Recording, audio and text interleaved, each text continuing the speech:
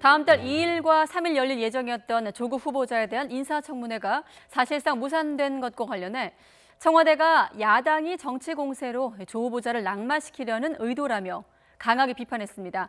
그러면서 국회가 약속한 일정대로 조 후보자 청문회를 반드시 열어서 국민에 대한 의무를 다하라고 촉구했습니다.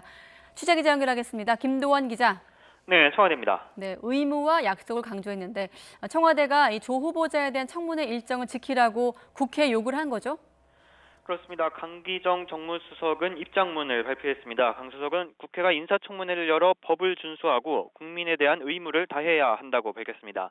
국회가 다음 달 2일과 3일 조국 후보자에 대한 청문회 개최를 합의했고 이런 일정은 법정 시한을 넘겼을 뿐만 아니라 이례적인 이틀간의 청문회 일정이었지만 청문회에 대한 국민의 강한 요구가 있다고 판단해 문재인 대통령이 동의했다는 겁니다. 그리고 이것을 또 어기는 것은 국민과의 엄중한 약속을 어기는 것이라고 지적했습니다.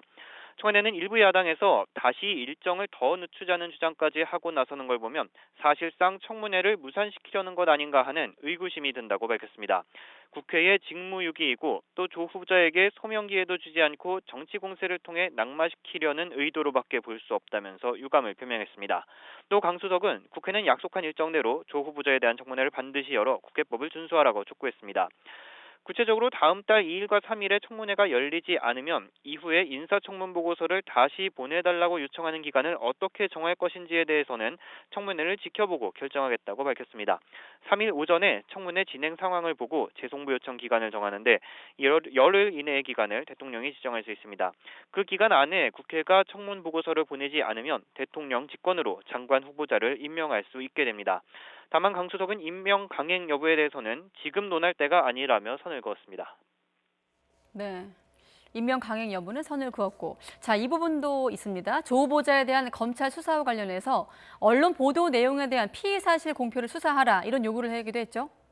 네, 강기정 수석은 조국 법무부 장관 후보자 관련 의혹에 대한 검찰 수사 내용이 일부 언론에 보도된 것과 관련해서 검찰이 피의 사실 공표를 수사해야 한다고 강조했습니다. 강 수석은 수사 과정에서 피의 사실을 흘리는 건 범죄라면서 윤석열 검찰총장이라면 이 사실은 반드시 수사해야 한다고 지적했습니다. 강 수석은 검찰 수사 대상인 조 후보자가 법무부 장관으로 적절하냐는 질문에 대해서는 아직 조 후보자가 수사를 받는다고 단정할 수 없고 압수수색이 누구를 향한 것인지는 수사가 진행돼야 알 수 있다고 말했습니다. 지금까지 청와대에서 YTN 김도원입니다.